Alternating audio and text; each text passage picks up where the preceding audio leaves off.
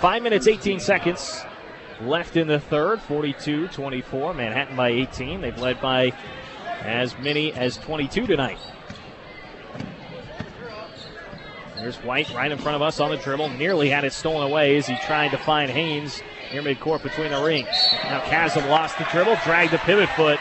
He had pressure right in his face from Osterman. And that's a travel to get the ball back to MHS with an 18-point lead and 5 minutes and change left in the third quarter. Now, really the one consistent thing about Washburn Rural is their inability to really do much offensively with Manhattan High's pressure D. It's been really a force all night long.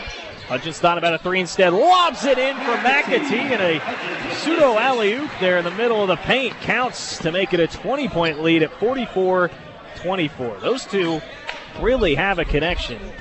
That's something that was apparent in the offseason, according to Benji George, and part of the development that we've seen out of Hudgens as a point guard this year. Manhattan big, 20-point lead.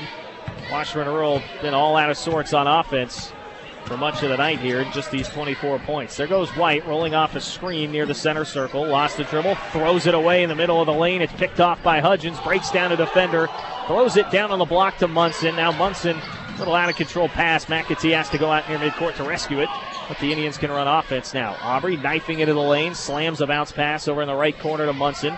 Now it's rotated left side. Osterman takes off on the dribble, and his bank shot not quite there. Bounces off the rim, no good. It's rebounded by Hansen, strong side. He'll drop it to White, and now a timeout.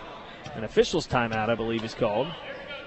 Chris Edwards a little banged up after that missed shot there by Osterman, but he says he's okay. The ref blows the whistle, gives a chance for Manhattan to get the fresh five on the floor. So this was still a very frustrated-looking Chris Edwards, even though he does have the 6 second-half points here. Manhattan will bring in the 5 fresh faces. Switch things up, which they have done tonight, going 5 in, 5 out. Tommy Eckert, Garrett Francis, Cole Dillon, as well as Daryl Mallett and Cole Critton inside the new Manhattan 5. And referees having to talk to Chris Edwards and get him calmed down a bit. 6-foot senior fired up. 44-24 Manhattan. Just over midway through this third quarter. Indians defending right now as Rural moves it right to left. Edwards trapped right in front of us near midcourt. Gets it out of trouble, far side of White. Now a 3-ball up and down, nothing but net from the right wing. And that was Hickel who knocked it down, his first basket of the season. He's playing in his first game tonight, coming off an injury. He's battled tendonitis dating back to last year. Lead still, though, 17 for the Tribe. Mallett catches in the high post, takes one dribble to his right, throws it over to Dillon. In rhythm 3 off the right side of the rim, and it bounces up and hits the support above the basket. So Rural will get it back. Washburn Rurals, they've made all their shots here early in the third quarter, but they also have 3 turnovers as well, and now 15 on the night. That's really been the Achilles heel so far for the Junior Blues. What Manhattan wants to do with their pressure defense. It's gotten better throughout the year.